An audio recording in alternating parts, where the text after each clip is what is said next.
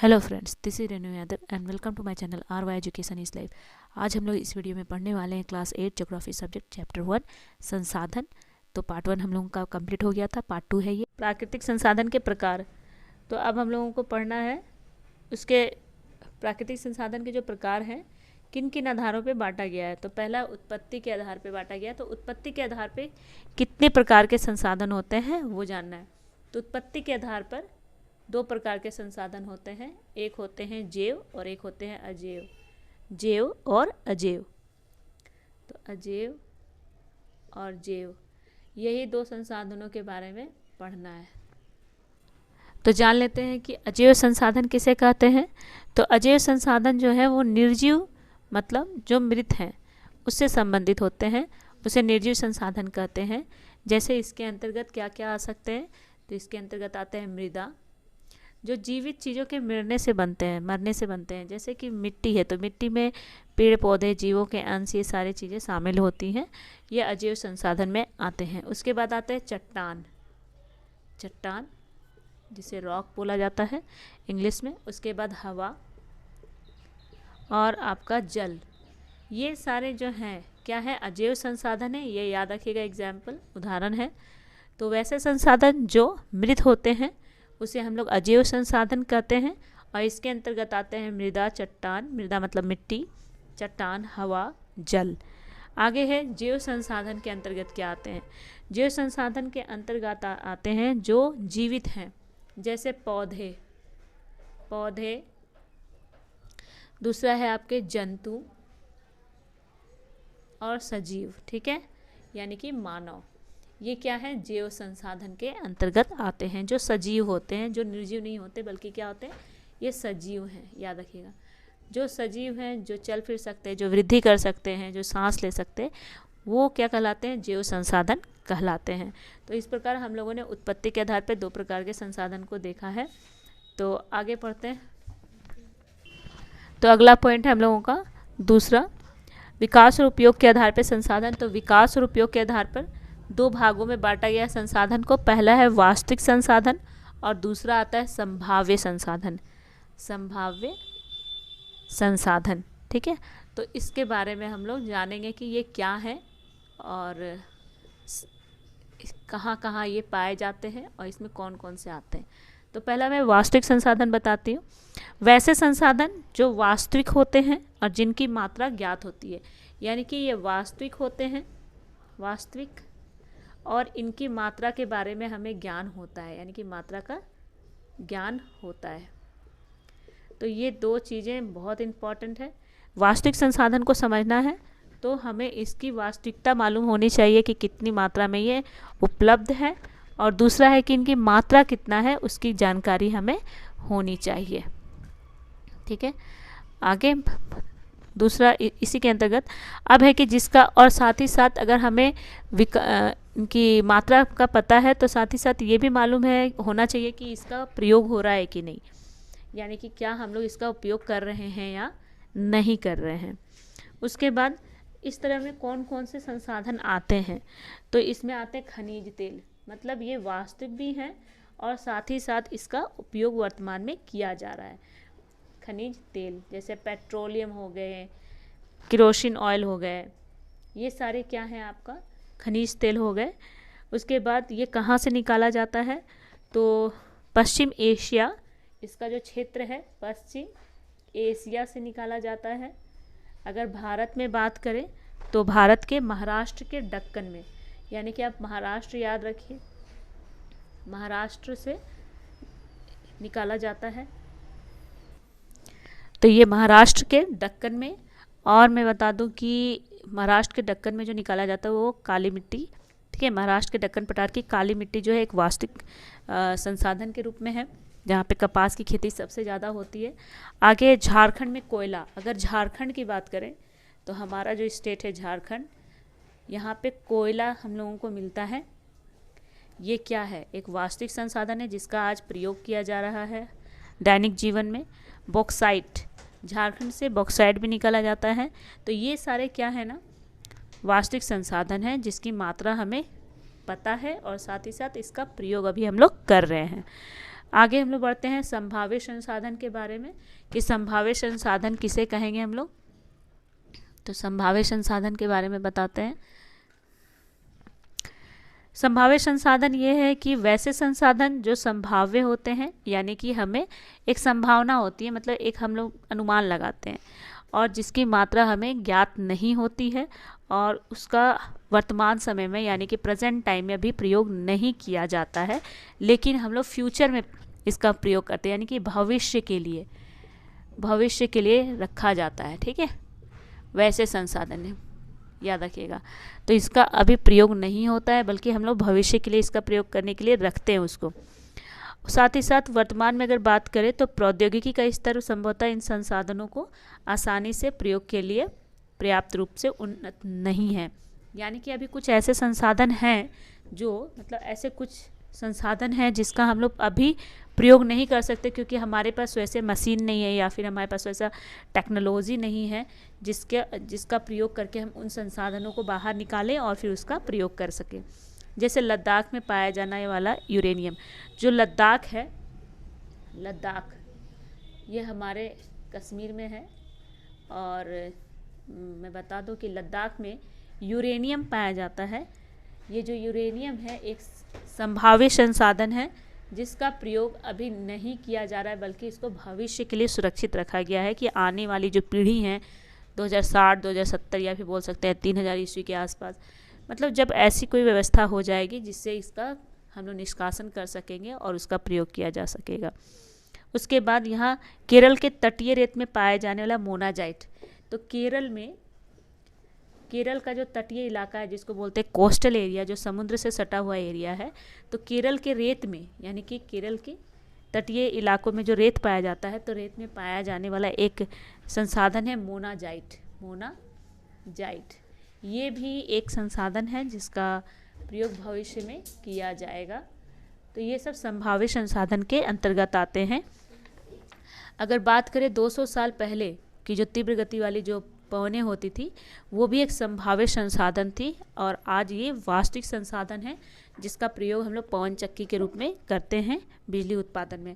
तो जो हवा पहले लगभग 200 साल पहले जो बहुत ही तेज़ पवनें चला करती थी, आज आप देखो आंध्र प्रदेश में इसका प्रयोग सबसे ज़्यादा होता है। जो पहले संभाव्य संसाधन थी, आज वे वास्तविक संसाधन के रूप में प्रयोग किया जा रहा है, जिसे हम लोग पवन चक्की के नाम से जानते हैं। आगे है उपयोग के आधार पर संसाधन। तो यहाँ हम लोग देखेंगे कि उपयोग के आधार पर संसाधनों को 2 भागों में बांटा गया। तो पहला है नवीकरणीय और अनवीकरणीय। तो पहला नवीकरणीय लिखते हैं हम लोग कि नवीकरणीय संसाधन क्या है। ठीक है, नवीकरणीय संसाधन। और दूसरा है अनवीकरणीय संसाधन। अनवीकरणीय, इसमें मैक्सिमम बच्चे बड़ा कंफ्यूज जाते हैं कि नवीकरणीय किसे कहते हैं, अनवीकरणीय किसे कहते हैं। तो बहुत ही आसान तरीका मैं बताऊंगी इसको याद करने का, ताकि हम लोग इजीली इसको याद कर सके। तो पहला हम लोग समझेंगे नवीकरणीय संसाधन के बारे में। तो नवीकरणीय संसाधन वैसे संसाधन होते हैं जो जल्दी समाप्त हो जाते हैं। ऐसा नहीं है, बट इसी में कन्फ्यूजन हो जाता है कि बच्चे समझते हैं कि ये बहुत जल्दी ख़त्म हो जाते हैं, ये ख़त्म नहीं होते। तो अब हम लोग को जानना है कि क्या सच में नवीकरणीय संसाधन बहुत जल्दी ख़त्म हो जाते हैं। तो वैसे संसाधन नवीकरणीय संसाधन होते हैं जिनका शीघ्रता से नवीकरण हो जाए, यानी कि जिसका आसानी से फिर से प्रयोग किया जा सके, यानी कि इसको हम लोग दोबारा प्रयोग कर सकते हैं, दोबारा उपयोग में ला सकते हैं। वैसे संसाधन को हम लोग नवीकरणीय कहते हैं। अब ये जानना है कि जिसको हम लोग दोबारा प्रयोग में ला सकते हैं क्या क्या हो सकता है। तो इसके मैं कुछ उदाहरण बताती हूँ। ये उदाहरण याद रखना है जिसको एक बार प्रयोग करने के बाद हम लोग दोबारा प्रयोग कर सकते हैं। तो इसके अंतर्गत आते हैं पहला सौर और पवन ऊर्जा। सौर ऊर्जा तो हमें तब तक मिलेगा जब तक हम जिंदा हैं। हम मर गए तो आने वाली पीढ़ी को मिलेगा, और वो मिलते ही रहेगा जब तक सूरज जिंदा है तब तक मिलेगा, क्योंकि सूरज का अस्तित्व है तभी हमको रोशनी मिल रहा है। तो रोशनी क्या है, एक नवीकरणीय स्रोत है, नवीकरणीय संसाधन है। और हवा, पवन ऊर्जा, ठीक है, तो पवन ऊर्जा भी क्या है आपका नवीकरणीय संसाधन है, और ये असीमित है और उन पर मानवीय क्रियाओं का कोई प्रभाव नहीं पड़ता। मनुष्य इसे समाप्त नहीं कर सकता, ना ही पवन ऊर्जा को, ना ही सौर ऊर्जा को। ये हमेशा रेन्युअल होते रहते हैं, इसको हम लोग प्रयोग कर सकते हैं। जैसे जल, मृदा, वन जैसे नवीकरणीय संसाधनों का लापरवाही से अगर प्रयोग करें, अब यहाँ पे क्या वन जो है एक नवीकरणीय संसाधन है? तो बिल्कुल है, पर अगर हम लोग लापरवाही से प्रयोग करें, यानी कि मनमाने तरीके से, लालचवश से, या फिर इसको बेचने के तरीके से इसको काटेंगे, तो एक दिन ऐसा आएगा कि वन खत्म हो जाएगा, फिर सहारा रेगिस्तान बन जाएगा। यानी कि अगर कहीं भी देखेंगे तो सिर्फ हम लोगों को बालू ही बालू नजर आएगा। पेड़ है तो मिट्टी क्या होती है? पेड़ के कारण बंधी रहती है, और अगर मिट्टी काटा गया तो लगभग धीरे धीरे वो जगह बंजर हो जाती है, फिर उसका प्रयोग हम लोग खेती के लिए नहीं कर सकते। अब है मृदा। मिट्टी भी क्या है? हमारा नवीकरणीय संसाधन है। जल, जल भी नवीकरणीय संसाधन है, तो हम इन सबको दोबारा प्राप्त कर सकते हैं। अब जैसे नवीकरणीय संसाधनों का लापरवाही से प्रयोग करने पर उसके भंडार क्या होते हैं? प्रभावित होते हैं। यानी कि ये हमें असीमित मात्रा में तो मिले हैं, पर अगर हम लोग लालचवश या लापरवाही से इसको काटें, इसको बर्बाद करें, तो ये ख़त्म हो जाएंगे। उसके बाद जल असीमित है और एक नवीकरणीय संसाधन है। तो आगे हम लोग देखते हैं कि हम लोग जान चुके हैं कि अब नवीकरणीय संसाधन क्या है। तो अब हम लोगों को जानना है कि क्या ये कभी समाप्त हो सकते हैं? हाँ, ये समाप्त हो सकते हैं जब हम लोग इसका गैर कानूनी ढंग से बोल सकते हैं, मतलब लापरवाही ढंग से प्रयोग करें, तो ये ख़त्म हो सकते हैं। जल असीमित नवीकरणीय संसाधन है, फिर भी जल की कमी और प्राकृतिक जल स्रोतों का सूखना आज विश्व के बहुत से भागों में एक बड़ी समस्या है। जल असीमित है और बहुत ज़्यादा मात्रा में उपलब्ध है, पर ये देखा गया है कि जल की कमी पूरे विश्व के हर देशों में देखा गया है। इसका कारण ये है वन का कटना। हम लोग जितना वन को काटेंगे उतना ही पानी की प्रॉब्लम हम लोगों को देखने को मिलेगी। तो ये था नवीकरणीय स्रोत, नवीकरणीय संसाधन के स्रोत। अब है अनवीकरणीय संसाधन। क्या है? ये ऐसे संसाधन हैं जिनकी मात्रा जो होती है वो क्या होती है? सीमित होती है, यानी कि बहुत ही कम मात्रा में ये मौजूद होते हैं, और इसका हम लोगों को बहुत ही बोल सकते हैं कि ध्यानपूर्वक या मितव्ययितापूर्वक हम लोग इसका प्रयोग करते हैं। यानी कि क्या, देखो आगे तो हम लोग देखते हैं कि इसकी मात्रा क्या होती है? सीमित होती है, और एक बार अगर हम लोग इसका प्रयोग करते हैं तो दोबारा इसका प्रयोग हम लोग नहीं कर सकते, दोबारा इसका उपयोग नहीं होता, दोबारा प्रयोग नहीं किया जा सकता है, प्रयोग नहीं कर सकते हैं। तो ये है जो, यानी कि ये समाप्त होता है, तो दोबारा उपयोग इसका नहीं होता है, और ये सीमित होते हैं, और इसको बनने में लगभग लाखों वर्ष लग जाते हैं। यह अवधि मानव जीवन के लिए बहुत ही महत्वपूर्ण होती है, या फिर बोल सकते हैं मानव जीवन के अवधि से भी बहुत ज़्यादा समय लग जाता है। जैसे मृदा को बनने में बहुत लंबा समय लगता है, जैसे कोयला, पेट्रोलियम, मिट्टी, प्राकृतिक गैस। तो पेट्रोलियम, अगर हम लोग बात करें इसमें कौन कौन से संसाधन आते हैं, तो पेट्रोलियम हो गया। पेट्रोलियम क्या? अनवीकरणीय स्रोत है। कोयला हो गए, क्योंकि एक बार आप कोयला जला लेंगे तो फिर क्या होगा कि सेम फिर वही कोयला हमें नहीं मिलेगा, ये समाप्त हो जाएगा। तो ये था हमारा नवीकरणीय और अनवीकरणीय। तो नवीकरणीय को इंग्लिश में बोलते हैं रिन्यूएबल, और इसको बोलते हैं नॉन रिन्यूएबल रिसोर्स। तो ये हो गए हमारे उपयोग के आधार पर। अब हम लोग आखिरी पढ़ेंगे, वितरण के आधार पे कितने संसाधन हैं, ये चौथा नंबर है। तो वितरण के आधार पे इनको दो भागों में संसाधनों को बांटा गया है। पहला है आपका सर्वव्यापक संसाधन, और दूसरा है स्थानिक संसाधन। तो इन सब के बारे में हम लोग जानेंगे कि ये क्या है। आज ही हम लोगों का चैप्टर कंप्लीट हो जाएगा, स्थानिक संसाधन। तो वितरण के आधार पे, यानी कि डिस्ट्रीब्यूशन बेस्ड कितने सारे आपके बोल सकते हैं कि संसाधन हैं। तो कुछ संसाधन ऐसे हैं जिसका हम लोग बार बार उपयोग करते हैं, और उसको हम लोग चक्रीय संसाधन कहते हैं, ये जो कि आप लोग पढ़े होंगे। तो मुझे बताना है कि वितरण के आधार पे कौन कौन से हैं। तो सर्वव्यापक मतलब होता है वैसे संसाधन जो सभी जगह पाए जाते हैं, कोई पार्टिकुलर कोई एक जगह पे नहीं बल्कि हर जगह देखने को मिलेंगे, उसको हम लोग सर्वव्यापक कहते हैं। जैसे वायु, हवा जो है वो हर जगह पाई जाती है, इसे इंग्लिश में एयर बोलते हैं, एयर, और ये सर्वव्यापक संसाधन के रूप में जाने जाते हैं। और अगर स्थानिक की बात करें तो वैसे संसाधन जो निश्चित स्थानों पर पाए जाते हैं उसे स्थानिक संसाधन कहते हैं। कोई निश्चित स्थान पर होते हैं उसे स्थानिक संसाधन कहते हैं। जैसे लौह अयस्क, अगर हम लौह अयस्क की बात करें तो झारखंड इसका सबसे बड़ा स्थान माना जाता है। ठीक है, लौह अयस्क का, लौह अयस्क, फिर तांबा, ये सब कुछ पार्टिकुलर किसी एक स्पेसिफिक जगह पे, किसी निश्चित जगह पे पाए जाते हैं, उसे हम लोग कहते हैं स्थानिक संसाधन। जैसे लौह अयस्क की बात कर सकते हैं, लोहा से संबंधित जो कारखाना है वो झारखंड के जमशेदपुर में है। ठीक है, टाटा कंपनी, उसके बाद एक सेल है, ठीक है, स्टील अथॉरिटी इंडिया लिमिटेड। तो ये सारे जो कंपनीज हैं जो आपके लोहा से संबंधित है, तो कुछ स्थानों पर ही हैं। तो ये था हम लोगों का संसाधन जो कितने आधारों पे बांटा गया है, तो लगभग 4 हैं जो हम लोगों ने कंप्लीट कर लिया आज। फिर नेक्स्ट पॉइंट क्या है, तो अगला हमारा जो पॉइंट है वो है मानव निर्मित संसाधन। तो हम लोगों ने अब तक देख लिया नवीकरणीय संसाधन के बारे में, आगे हम लोगों को पढ़ना है मानव निर्मित संसाधन के बारे में। तो पहले मानव निर्मित संसाधन क्या है। तो मानव निर्मित संसाधन का मतलब है कि वैसे संसाधन जिसका निर्माण मनुष्य करते हैं, हम लोग करते हैं, और उसे ही हम लोग कहते हैं मानव निर्मित संसाधन।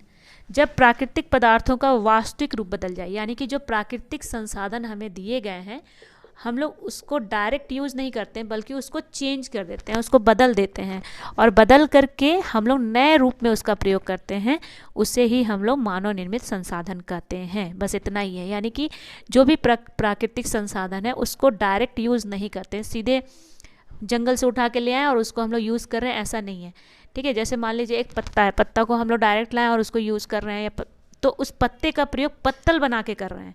यानी कि मनुष्य ने क्या किया, उस पत्ते को पत्तल के रूप में बना लिया, पत्ता से क्या बना लिया, पत्तल बना लिया, और इस पत्तल का यूज़ क्या करने लगे हम लोग, खाने के लिए, यानी कि खाने के लिए करने लगे, खाना देने के लिए। ठीक है, खाने देने के लिए करने लगे। ठीक है, तो अब यह क्या है ना कि ये तो प्राकृतिक संसाधन था डायरेक्ट, ठीक है, पेड़ से तोड़ के पत्ता लाए। अगर हम लोग पत्ते पे खाना खाने की बात करें तो डायरेक्ट तोड़ के लाएं और उसमें किसी तरह का चेंजेस ना करें, तो वो हो गया प्राकृतिक संसाधन का बिना चेंज किए हुए प्रयोग। ठीक है, जैसे केरला में किया जाता है, केरला में क्या करते हैं, केले के पत्ते को लाते हैं, काटते हैं, धोते हैं, उस पर खाना खाते हैं, डायरेक्ट प्राकृतिक संसाधन का प्रयोग करते हैं, एक मतलब खाना परोसने के लिए। पर अगर हम लोग ज़्यादातर गाँव में जो पत्ता का जो पत्तल होता है, पत्तल का मैं उदाहरण इसलिए दे रही हूँ कि बहुत आसान सा उदाहरण है, वो पत्ता को क्या करते हैं ना, लाते हैं, उसके बाद उसको सिलाई किया जाता है मशीन से, या फिर बोल सकते हैं सीक से, जो छोटी छोटी तिलियों से, और उसके बाद उसको पत्तल बनाया जाता है और वहाँ पे उसमें खाना परोसा जाता है। तो हम लोग यहाँ पे चेंज कर दिए, यानी कि उसको प्लेट के जैसा चेंज किया, तो वो हो गया मानव निर्मित संसाधन, यानी कि मनुष्य ने प्राकृतिक चीज़ों को अपने दिमाग यूज़ करके नए चीज़ों में बदल दिया, उसे हम लोग कहते हैं मानव निर्मित संसाधन। और इसमें और एक चीज़ आता है कि अगर मानव निर्मित संसाधन में कई वस्तुओं को बनाने के लिए टेक्नोलॉजी का प्रयोग किया जाता है, यानी कि उच्च तकनीक का प्रयोग किया जाता है, जैसे लौह अयस्क एक प्राकृतिक संसाधन है जो मिट्टी के रूप में हम लोगों को मिलता है, पर लोहा बनाने के लिए कई सारे तकनीक का प्रयोग किया जाता है। लोहा इतना आसानी से नहीं बनता, लोहा आसानी से नहीं बनता है, इसके लिए बहुत सारे टेक्निक है, मेथड है, या बहुत सारी विधियों का प्रयोग किया जाता है, और इस विधि में बहुत सारे बड़े बड़े मशीनों का प्रयोग किया जाता है, जिसे हम लोग प्रौद्योगिकी कहते हैं। अब जैसे यहाँ पे जो हम लोग मिट्टी के रूप में लौह अयस्क लेकर आते हैं कहीं खदान से, कहीं पहाड़ों से, फिर उसको हम लोग लोहा में चेंज करते हैं। तो लोहा क्या है, मानव निर्मित है, क्योंकि ये हमको डायरेक्ट नहीं मिला है, बल्कि मनुष्य अपना दिमाग से बनाया है। और इसके अलावा जो प्रौद्योगिकी भी ये क्या है, मानव निर्मित संसाधन है, कि जो टेक्नोलॉजी बनते हैं, चाहे औजार हो, जो हम लोग मशीन जो रेडी किए जाते हैं, वो भी मनुष्य के दिमाग का ही एक उपज है, यानी कि मनुष्य ने अपने बुद्धि का प्रयोग करके नए नए मशीनों का निर्माण करते हैं, वो भी क्या है कि आपका मानव निर्मित संसाधन है। जैसे टीवी, मोबाइल, इसके बाद बल्ब, वायर, ये सब क्या है, तार। तो जितने भी इलेक्ट्रॉनिक्स आइटम्स है लगभग सारे के सारे क्या है, मानव निर्मित संसाधन। और आज के समय में विश्व में जो भी वस्तुएं हम लोग अपने आसपास देखते हैं वो सारे मनुष्य के द्वारा ही बनाए गए हैं, वो अपने बुद्धि का और टेक्नोलॉजी का प्रयोग करके करते हैं। देखो नेक्स्ट हमारा टॉपिक है मानव संसाधन, जिसको हम लोग इंग्लिश में बोलते हैं ह्यूमन रिसोर्सेस। अब है कि मानव स्वयं एक संसाधन है, मनुष्य स्वयं में ही एक संसाधन है, क्योंकि मानव को संसाधन और उसकी संख्या, या फिर बोल सकते हैं मानव की संख्या के आधार पे, शारीरिक और मानसिक आधार पे, मानव की संख्या बोल सकते हैं, शारीरिक या मानसिक बोल सकते हैं, मानसिक या शारीरिक।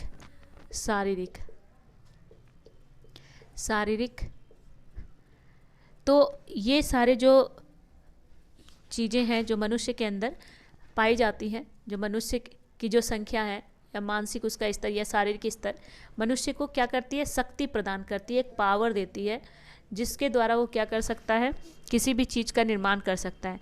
शारीरिक और मानसिक शक्ति का विकास कैसे कर सकते हैं? अगर हम लोग शारीरिक और मानसिक दोनों का बात करें तो इसका विकास कैसे किया जा सकता है? शिक्षा के आधार पे।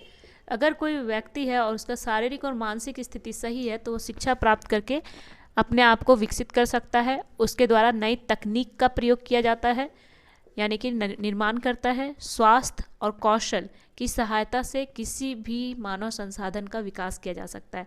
तो यह बहुत ज़रूरी हो जाता है कि किसी भी देश के मानव संसाधन को अगर रेडी करना है तो सबसे पहले उसका मेंटल लेवल, यानी कि वो मानसिक तौर पर दिमाग से सही हो, उसका शरीर सही हो। ये नहीं कि शरीर का कोई अंग खराब है, वो बीमार रहता है और उसको हम लोग पढ़ा रहे हैं और वो पढ़ने के कंडीशन में नहीं है और हम लोग चाहते हैं कि वो एक मानव संसाधन बने, तो कभी भी वो मानव संसाधन के रूप में विकसित नहीं होगा।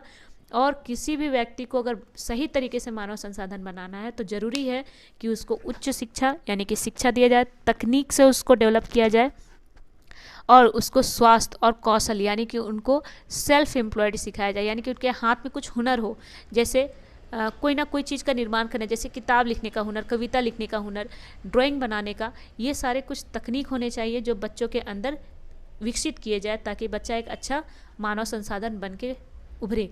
जैसे उदाहरण के तौर पे अगर हम लोग NCERT क्लास 8 की बुक में पढ़े तो इसमें एक उदाहरण नहीं दिया हुआ है, मैं बता रही हूँ कि जापान एक ऐसा देश है जहाँ पर वहाँ की सरकार अपने कुल राष्ट्रीय आय का लगभग 80% वो मानव के विकास के ऊपर ही, यानी कि ह्यूमन रिसोर्सेज के ऊपर खर्च करते हैं, ताकि जापान के जो लोग हैं वो एक मानव संसाधन के रूप में क्या हो जाएं, विकसित हो जाएं। इसलिए जापान की सरकार अपने कुल आय का 80%, यानी कि कुल आय का 80% लोगों पे खर्च करती है और उन्हें मानव संसाधन के रूप में प्रयोग करती है। उसके बाद देश के युवाओं में कौशल विकास के लिए प्रधानमंत्री कौशल विकास योजना भी शुरू किया गया। ये प्रधानमंत्री कौशल विकास योजना से शुरू किया गया, 2016 में शुरू किया गया था भारत देश में। ये भारत के देश के उन युवाओं के लिए है या उन नौजवानों के लिए है जो जिनमें कुछ करने की इच्छा है या चाहत है, या फिर बहुत ज़्यादा ट्रेंड है, पढ़े लिखे हैं पर काम नहीं मिलता है, उसके लिए प्रधानमंत्री कौशल योजना शुरू किया गया था। तो ये थी बातें जो हम लोगों को मानव संसाधन से संबंधित हैं। अब हमारा जो नेक्स्ट टॉपिक है वो है संसाधन का संरक्षण, यानी कि हमारा जो रिसोर्सेस है उसको हम लोग कैसे कंजर्व कर सकते हैं, कैसे उसको सेव करके रख सकते हैं। तो हमारे जीवन में सबसे इम्पॉर्टेंट क्या है ना, हमारी आवश्यकताएं। जो हमारी आवश्यकताएं हैं वो दिन पर दिन क्या होती जा रही हैं, बढ़ती जा रही हैं, यानी कि हमारी बढ़ती हुई आवश्यकताएं हमें मजबूर कर देती हैं हमारे प्राकृतिक संसाधनों को बर्बाद करने में। ठीक है, तो अगर हम लोग ये बढ़ती हुई आवश्यकताओं को थोड़ा नियंत्रित कर लें या थोड़ा कंट्रोल कर लें तो हम लोग अपनी प्राकृतिक संसाधनों को बर्बाद नहीं करेंगे, बल्कि उसको सेव करना सीख जाएंगे। तो प्राकृतिक संसाधन में क्या क्या होता है, जैसे अगर हमारी जनसंख्या बढ़ रही है, ठीक है, तो हमारी जब जनसंख्या बढ़ेगी तो उनके डिमांड बढ़ेंगे, उनकी मांग बढ़ेगी, और मांग बढ़ने का मतलब है कि उनके लिए कोयला का ज़रूरत होगा खाना बनाने के लिए। अब जनसंख्या है तो उनके पास पैसे आएंगे तो ऑब्वियसली वो गाड़ी खरीदेंगे, कोई भी वाहन खरीदेंगे तो उसमें पेट्रोलियम की ज़रूरत होगी, यानी कि पेट्रोल, डीजल, ये सब क्या है, प्राकृतिक संसाधन है जिसका दोहन बढ़ेगा। और किसी भी देश में जो जनसंख्या बहुत ज़्यादा रहती है तो वहाँ पे कोयला, पेट्रोल, डीजल, इन सब चीज़ों की मांग बहुत ज़्यादा हो जाती है। और ये एक क्या है, सीमित संसाधन है और ये ख़त्म होने वाला संसाधन है। एक बार जब हम लोग इसको यूज़ कर लेते हैं तो दोबारा इसका प्रयोग नहीं कर सकते हैं। अब क्या होगा, तो संसाधनों का संरक्षण बहुत ज़रूरी हो जाता है, क्योंकि ये धीरे धीरे समाप्त हो जाएंगे, फिर आने वाली पीढ़ी देख नहीं पाएगी, यानी कि हमारे जो बच्चे होंगे उनके जो बच्चे होंगे वो भी नहीं देख पाएंगे। आगे है, अगर हम लोग इसको अगर समझदारी से इसका प्रयोग करें तो नवीकरण के लिए समय देना चाहिए, और संसाधन संरक्षण इसी को कहते हैं। यानी कि अगर हम लोग चाहते हैं कि ये हमको हमेशा मिले, तो हम लोग इसका कम मात्रा में, सीमित मात्रा में इसका प्रयोग करें, और इसके जगह पे कुछ अल्टरनेटिव चीज़ें खोज लें जो इन सब चीज़ों के जगह पे हम लोग प्रयोग कर सकते हैं। उसके बाद है संसाधनों का उपयोग करने की आवश्यकता और भविष्य के लिए मतलब हमारे आने वाली पीढ़ियों के लिए संरक्षण बहुत ज़रूरी है। और इस तरीके को जब हम लोग अपनाते हैं तो उसे कहते हैं सतत पोषणीय विकास। सतत पोषणीय विकास क्या कहलाता है कि संसाधनों का प्रयोग तो कीजिए, पर उस तरीके से कीजिए ताकि आने वाली जो पीढ़ियाँ हैं, आने वाली जो पीढ़ी है उनको भी ये सारी चीज़ें मिल सके। ठीक है, आगे संसाधनों के संरक्षण के बहुत सारे तरीके हैं, और इसके लिए पुनः चक्रण, पुनः उपयोग जैसे कई सारी तरीके हैं जिसका प्रयोग करके हम लोग संसाधनों को संरक्षित कर सकते हैं। अब है कि जो हमारे संसाधन दिए गए हैं, क्या सारे के सारे संसाधन को हम लोग पुनः उपयोग कर सकते हैं? तो कुछ संसाधन है जिसका हम लोग पुनः उपयोग कर सकते हैं। तो यहाँ पे कुछ ऐसे दिए गए हैं कि हम लोगों का क्या कर्तव्य होना चाहिए संसाधन के संरक्षण में। तो पहला है कि सभी नवीकरणीय संसाधनों का उपयोग सतत पोषणीय होने चाहिए। दूसरा, पृथ्वी पर जीवन में विविधता संरक्षित की जाए, यानी कि अगर पृथ्वी पर जो भी संसाधन हैं और हमें लगता है कि वो ख़त्म होने वाले हैं, तो कोशिश यही करनी चाहिए कि उसको हम लोग ना छेड़ें, ना बर्बाद करें, उसकी जगह कुछ अल्टरनेटिव चीज़ों का प्रयोग करें, यानी कि वैसे संसाधन जो बिल्कुल ख़त्म होने की कगार पे हैं। जैसे हिमालयन यव। हिमालयन यव एक ऐसा पेड़ है जो कैंसर के मरीजों के लिए प्रयोग किया जाता है, और ये लगभग ऐसी स्थिति में पहुंच चुका है कि वो बिल्कुल समाप्त होने की स्थिति में है। और इसी कारण से हमारे देश में उस पेड़ को बचाने के लिए बहुत ज़्यादा मुहिम चलाई जाती है, बहुत सारे आंदोलन भी किए जाते हैं, क्योंकि हिमालयन यव जो आप लोग क्लास 10th में पढ़ोगे, जो आप लोग के क्लास 8 में नहीं दिया है, उसके जड़ से लेके पत्ता, टहनी, छाल, हर उसके पेड़ के हर भाग का प्रयोग कैंसर पीड़ित के लिए दवाई बनाने के लिए उसका प्रयोग किया जाता है। और तीसरा जो पॉइंट है, प्राकृतिक पर्यावरण तंत्र की हानि को कम से कम किया जाए, यानी कि जो हमारे पर्यावरण तंत्र है, यानी कि जो हमारा इकोसिस्टम है, उसमें हम लोग ऐसा कोई काम ही ना करें जिससे हमारा पर्यावरण में ज़्यादा से ज़्यादा पॉल्यूशन हो, यानी कि पेड़ ना काटें, प्लास्टिक इधर उधर ना फेंकें, हमारे आसपास के माहौल को या हमारे एनवायरनमेंट को साफ रखें, जिससे हम लोग कह सकते हैं कि पर्यावरण को संरक्षित किया जा सकता है।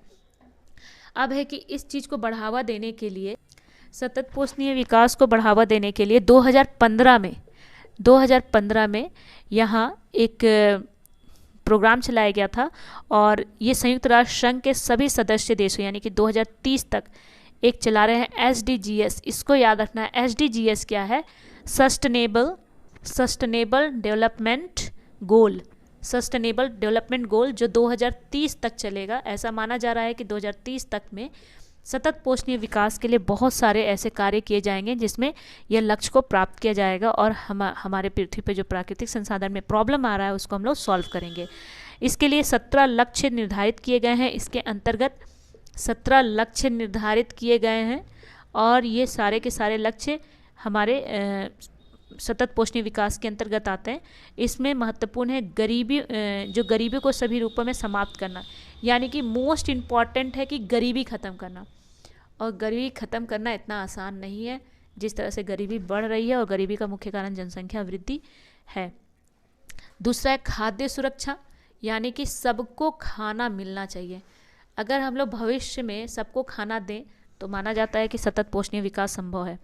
और स्वास्थ्य सुविधा उपलब्ध कराना, स्वास्थ्य सुविधा उपलब्ध कराना, ये सबसे इम्पॉर्टेंट काम है, स्वास्थ्य सुविधा। तो ये जो है किसी भी देश के लिए बहुत ही सम्मानपूर्ण मतलब कार्य होगा अगर किसी देश की गरीबी समाप्त हो जाए, किसी भी देश के लिए सभी लोगों को खाना यानी कि भोजन उपलब्ध हो, और तीसरा स्वास्थ्य सुविधा उपलब्ध हो, तो वो देश आसानी से अपने आप को डेवलप कर सकता है। और साथ ही साथ चौथा जो इम्पॉर्टेंट है गुणवत्तापूर्ण शिक्षा, यानी कि जो शिक्षा तो दी जा रही है पर किताबी शिक्षा नहीं कि किताब में जो लिखा हुआ है बस उसको पढ़ा दिए, ऐसा नहीं है। किताबी शिक्षा दिया जाए बट उसके साथ प्रैक्टिकल भी हो, ताकि बच्चे कुछ बनाना सीखें और उसी समय से वो स्किल्ड हो जाए। वो हर बच्चों को होना चाहिए, क्योंकि आगे उनको जॉब भी करना है और जॉब के साथ उनको अपने जीवन को चलाना भी है। तो ऐसी शिक्षा होनी चाहिए ताकि बच्चे ट्रेंड हो सके, कुछ सीख सके। तो ये थे जो हम लोगों को संसाधन संरक्षण से संबंधित ये कुछ बातें हैं जो याद रखना है। ये प्रोग्राम है, कब से कब तक लागू किया गया और कब तक चलेगा ये, और क्या क्या इसके लक्ष्य हैं, ये सब याद करना है। नेक्स्ट आगे देखते हैं।